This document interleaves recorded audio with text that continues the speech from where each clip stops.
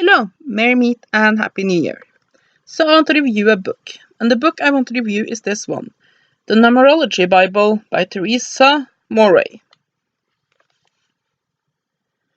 I believe there is a new edition of this book out, but because I have seen it with a different cover, but if so, I don't know what, if anything, is different from it, because it looks to be about the same size and so on and so forth.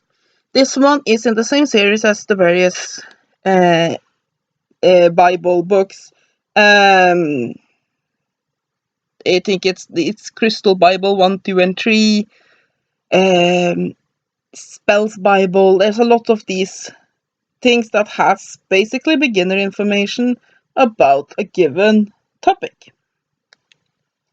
So this is numerology, and I would say that this is a pretty decent way of learning the basics. Now, will this make you a world-class numerologist? No. It will teach you the basics so that you can start to play around with it and start to see some of the various meanings that can be seen in the cards. But it is a beginner's guide. But it is very well organized and easy to go through. So let's have a look at it.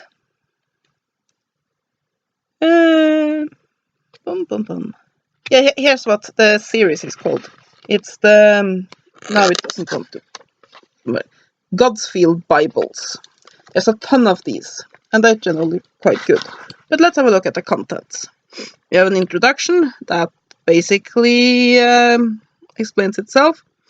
We have using this book, which basically hints of how to use it.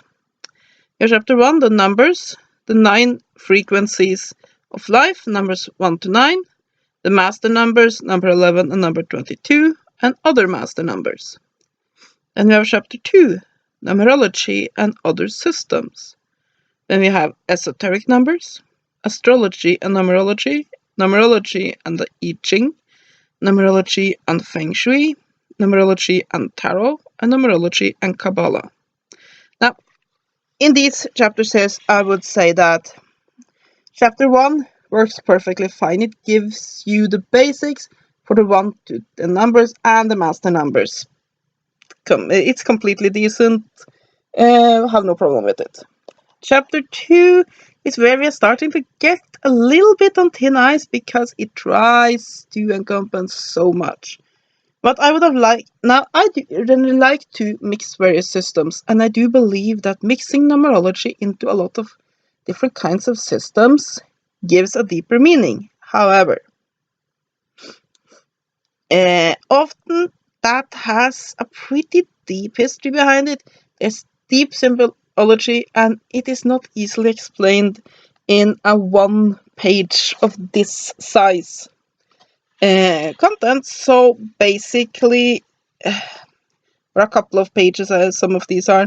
So what I would have liked them to limit themselves to here is the connections with the Kabbalah and the tarot, and a little bit on astrology, because that is basically what is relevant to Western numerology, which this book is about. Now, by all means, there's nothing wrong with Chinese numerology or any other kind of numerology, but you have to limit the scope of a book unless it's only going to touch the surface on everything. But yes, moving on. Here's chapter 3, we have the 5 formulas. We have introduction to the formulas, number 1 to 9, personality number, life path number, soul number, destiny number, here and now number, and numbers 11 and 22. Basically, this gives you how to calculate these various numbers and what they mean and how you can use them. And it's a pretty decent chapter. Then we have correspondences, numbers 1 to 9, which is basically what these numbers connect to. What are symbolized by these numbers? Then we have chapter 5, more important number. We have missing numbers, the higher numbers, and consonants, and your quintessence self. It's an okay chapter, but it isn't something particularly It's basically, again, just touching the surface here. Then we have chapter 6, relationships, numerological relationship, and numbers 1 to 9, numbers 11, and numbers 22. Basically, how numerology can affect your personal relationships, both friendships, and your love life, and so on. In your chapter 7, you have that is personality cycles. You have introduction to personality cycles and year 1 to 9. Basically, in numerology, we believe that you follow a 9-year cycle, and that where you find yourself in this 9-year cycle, and that depends with your other numbers to calculate where you are in that cycle. Determines what sort of actions are good for you.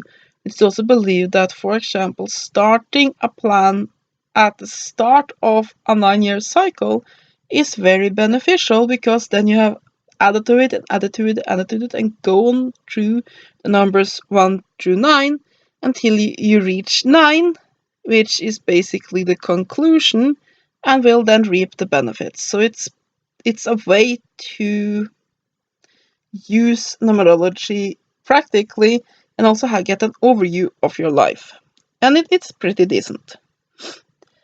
Then you have chapter 8, numbers in your life. Your age, car numbers, house numbers, telephone numbers, and lucky numbers. And that is a pretty okay. That's a pretty okay chapter. Basically, all the in numerology, it's believed that all the numbers around you do affect you. And some types of practical numerology can, for example, be that, let's say your house number is extremely unlucky compared to your life path number and all of the other numbers that are relevant for you. It makes a very unlucky connection between what you want to achieve in your life. Then, of course, you can't just snap your fingers and change your house number. But on the inside of your door, you can paint other numbers to basically neutralize it. So let's say that you want to work in some sort of practical profession, and you have a 7 for your house number, which is a number for esotericism. Then you might want to basically you want to make this into a 4. So if you then add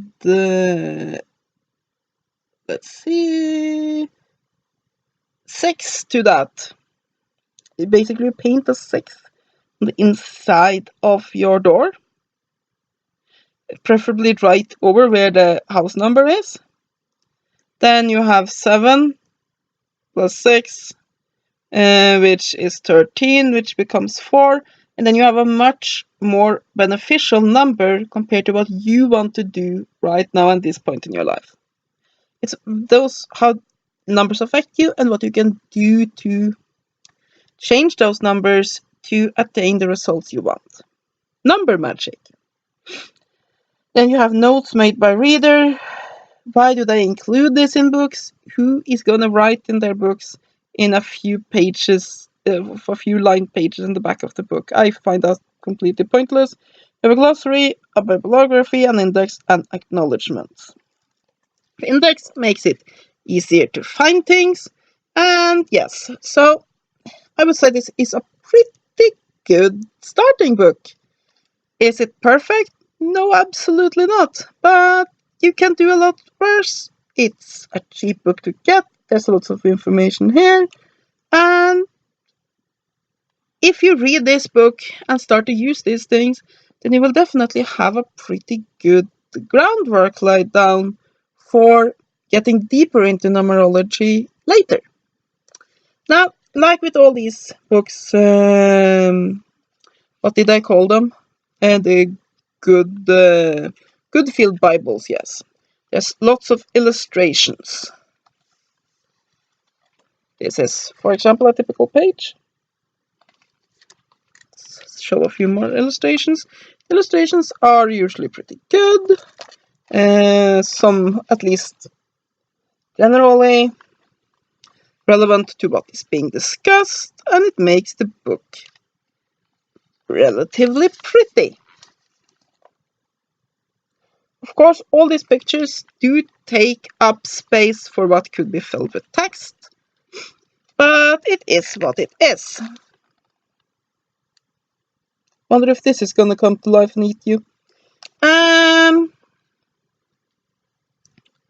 But yeah. Correspondences to plants and stones and all of that. But anyway, like with most of these Bible books, I am pleased with it. It does its job, and yeah, I would not call it the definite guide to the power of numbers, as it says. There are better numerology books out there, but this one is exactly what the other books in the series is. Excuse me, cat hair.